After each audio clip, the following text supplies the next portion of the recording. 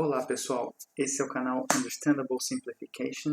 Meu nome é Rafael Basílio. Se você gostar desse vídeo, deixe um like, compartilhe e se inscreva no canal. Vamos lá pessoal! Olá pessoal, esse é o exemplo 20, se refere à viga do exercício do exemplo 19, tá? Exemplo imediatamente anterior a este. As dimensões da seção transversal, então, são essas que aí estão diante de vocês. E pede-se determinar os módulos de resistência no item A, no item B, a tensão máxima e mínima e onde ocorrem na seção de momento máximo, ou seja, exatamente no diagrama de momentos fletores do exemplo 19. E na letra C, a curvatura quando o momento é máximo, ou seja, supondo que o módulo de elasticidade seja conhecido, seja 210 gigapascais. Então nós temos aqui uma tabela de perfis. Claro que esse é de um perfil I, tá? Só para exemplificar, né, de como isso aparece em norma ou, enfim, também em catálogos de fabricantes. Tá? Então nós temos, com relação aos eixos, né, eixo XX, eixo YY, então nós temos o momento de inércia, o módulo da seção transversal também. Nós temos o raio de giração, tá? Então, nós temos esses dados de entrada para os perfis que nós pré-selecionamos como padrão, né? Só para dar um exemplo aí, né, de como isso pode aparecer na vida real. Tá? Então, vamos lá resolver, pessoal. Olá pessoal, vamos resolver o exemplo 20, que consiste aí nessa seção transversal. E os esforços atuantes são os do exemplo 19, ou seja, imediatamente anterior a esse. Então, qualquer coisa, veja o vídeo referente ao exemplo 19. Bom, a gente tem que calcular aqui propriamente os módulos de resistência no item A. Então, vamos resolver da seguinte maneira. Em primeiro lugar, para calcular o módulo de resistência, a gente vai precisar calcular o centroide da seção transversal, tá? Então, por que não centro de massa? Por que não centro de gravidade? Então, revejam os vídeos referentes a esses tópicos. Então, vamos obter aqui o centroide da seção transversal, de modo que vamos separar aqui para fins de simplificação. Vamos separar dessa maneira, de modo que esse aqui é o retângulo 1 e esse aqui o retângulo 2. Tá? Porque aí fica mais fácil, fazendo o centroide de figuras geométricas já conhecidas. Então a gente tem o seguinte aqui, ó. O x-barra, basicamente, né, ou seja, o centroide no eixo x, a gente já sabe, né, porque como é uma figura simétrica com relação a esse eixo vertical aqui, o x-barra propriamente está aqui em 465 dividido por 2, de modo que nem vale a pena encontrar, até porque o que acontece é que o esforço está atuante na vertical, né, vide exemplo 19, tá? Ou seja, o eixo pelo qual esse perfil é flexionado é esse eixo horizontal. Então a gente tem que achar aqui basicamente o que? O y barra. Tá? Então o y barra será somatório de I igual a 1 até 2, porque existem dois retângulos, tá? YI aí dividido pelo somatório das áreas, correto? Então, vamos ver o que nós temos aqui. Então, para o retângulo 1, então nós temos o seguinte, ó, o centroide do retângulo 1 passa exatamente aqui na metade do retângulo, metade de 90. Então a gente tem o que aqui, ó? 90 sobre 2, só para deixar em termos dos dados de entrada. 90 sobre 2 vezes 90 vezes 465. Tá? Então, y 90 sobre 2 vezes a área do retângulo 1. Bom, a gente tem aqui, ó, mais quem vai ser o y do retângulo 2. Então, antes até de começar o vídeo, eu defini aqui o sistema de coordenadas como se a origem fosse aqui. Então, a primeira coisa que você tem que fazer é isso. Definir a origem do sistema de coordenadas. De modo que, então, todos os y's serão definidos em função disso. Tá? Então, a gente tem aqui, ó, o meio do retângulo 2 passando mais ou menos ali. Então, na verdade, o que a gente está procurando é essa distância até lá embaixo, tá? De modo, então, que a gente tem o quê? 465 menos 90, que é essa distância aqui, né? Dividido por 2, então é essa distância aqui, mais 90.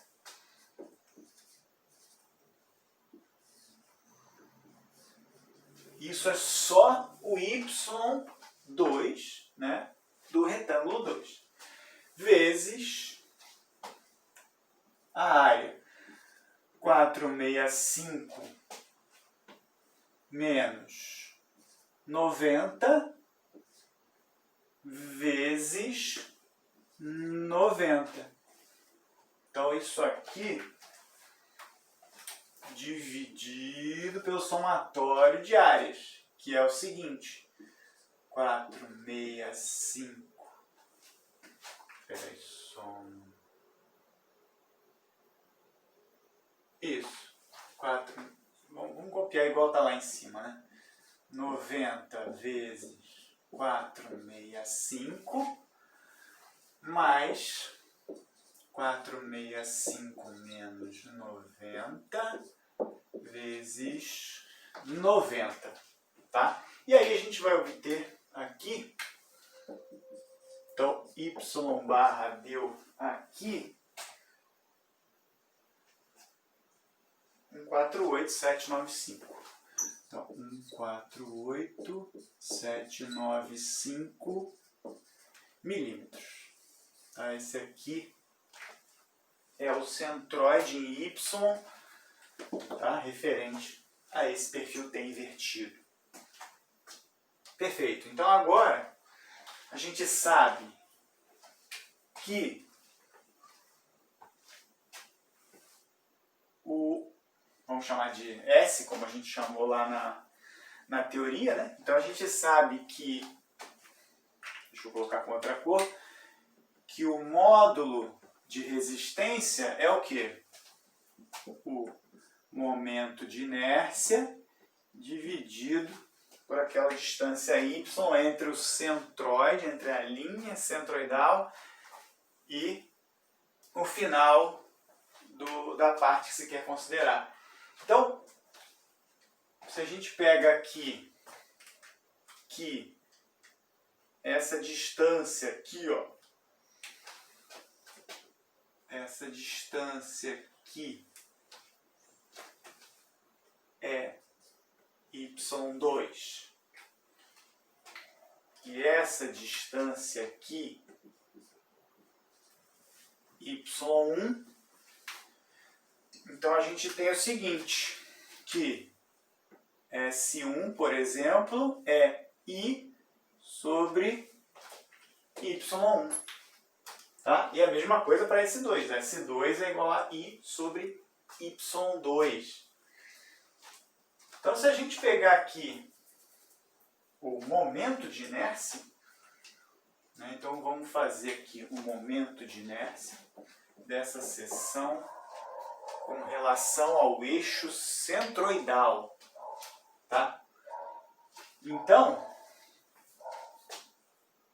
deixa eu só redefinir isso aqui. Na verdade, esse aqui é o eixo centroidal, né? Então, só para a gente elucidar isso aqui. Então, a gente tem aqui que y barra, então y1 na verdade é y barra, tá? Só para a gente colocar aqui em termos do que a gente encontrou efetivamente. Então, o momento de inércia da figura como um todo, com relação a um eixo aqui paralelo ao x, né? Vai ser o quê? O momento de inércia de cada uma dessas figuras com relação ao eixo centroidal. Então a gente tem o seguinte aqui. Vamos fazer primeiro para o retângulo 1. Então a gente tem aqui, ó. Em primeiro lugar, a gente vai ter o momento de inércia desse retângulo com relação ao próprio eixo centroidal. Tá? Então a gente tem aquela famosa expressão BH ao cubo sobre 12, onde B é 465. A altura do retângulo é 90 ao cubo sobre 12.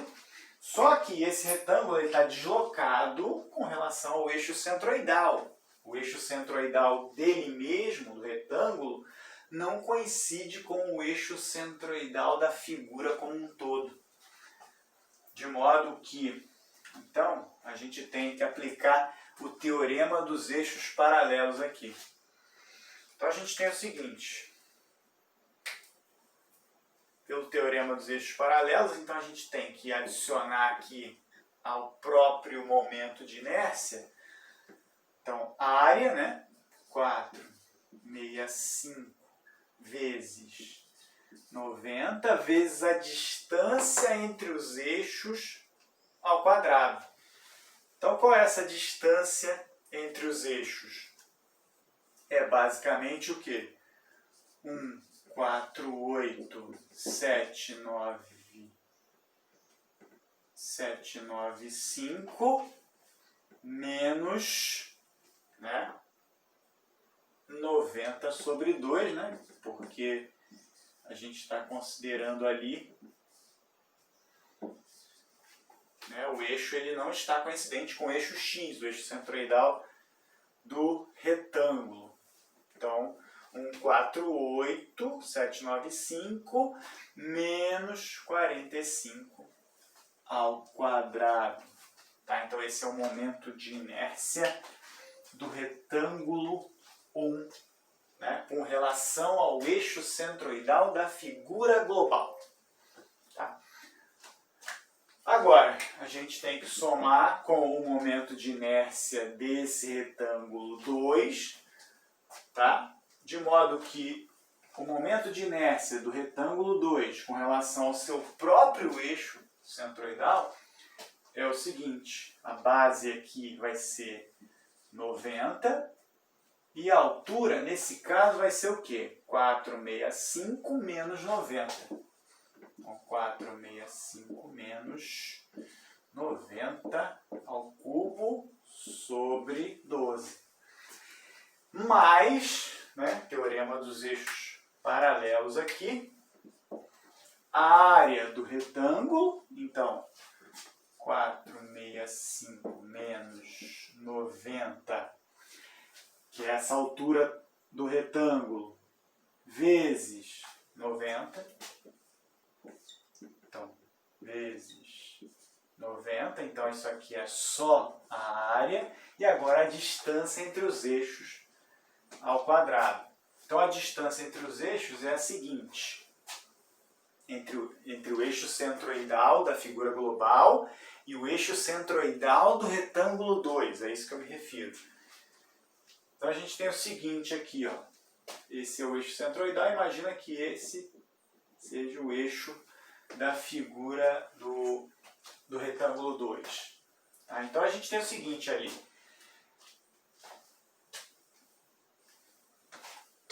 465 menos 90 é isso aqui. Dividido por 2 é isso aqui. Tá? Então, divididos por 2. Então, a gente tem metade do retângulo 2 em altura. Tá? Mais 90. Mais 90. Tá? Então, a gente tem aqui agora, ó, metade do retângulo 2 mais 90, essa distância. Menos qual distância? Essa aqui, para sobrar o quê? Essa pequena diferença aqui. Então, menos 148,795. E isso tudo aqui, né? Ao quadrado, visto que a gente tem o teorema dos eixos paralelos aqui. Tá? Então esse aqui é o momento de inércia da figura global. Tá? Então a gente tem y1 como sendo o próprio y barra, e o y2 quem vai ser? Y2 vai ser 465 menos y barra, tá? Então, só para colocar aqui, ó, y2, 465 menos y barra ou y1, tanto faz, nós colocamos aqui a mesma coisa. De modo que, então, S1, então, S1 vai dar 9.635,697 milímetros cúbicos. E S2 igual a 453,056,741 milímetros cúbicos. Então, esses são os módulos de resistência. Então, o módulo de resistência dessa parte aqui de baixo é maior do que o módulo de resistência dessa parte aqui de cima. O que já era esperado, visto que essa aba, ou seja, esse flange, proporciona grande resistência, né, quando a gente está falando do módulo nessa parte de baixo. Tá? Então, o item A era isso. O item B, a tensão máxima e mínima. Então, se a gente se recordar lá do diagrama, né, de momentos, a gente tem aqui o eixo longitudinal e a gente está falando o quê? De um momento aqui embaixo, ou seja, um momento negativo. Se é um momento negativo, então a gente está proporcionando o quê? Algo assim para o trecho de viga. De modo que a parte de baixo, então, sofra compressão e a parte de cima tração, tá?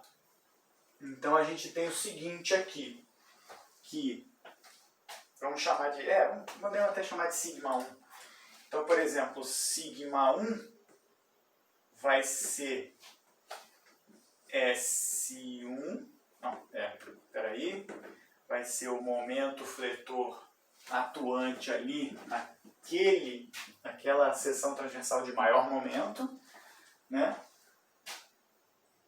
Dividido pelo S1 e sigma 2, digamos assim, vai ser aquele mesmo momento, só que agora considerando o módulo S2.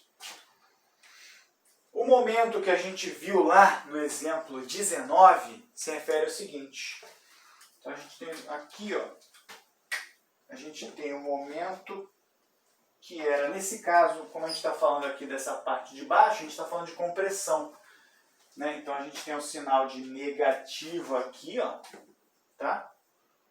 Justamente refletindo esse fenômeno físico. Então a gente tem aquele valor lá, 2,328, 333, tá?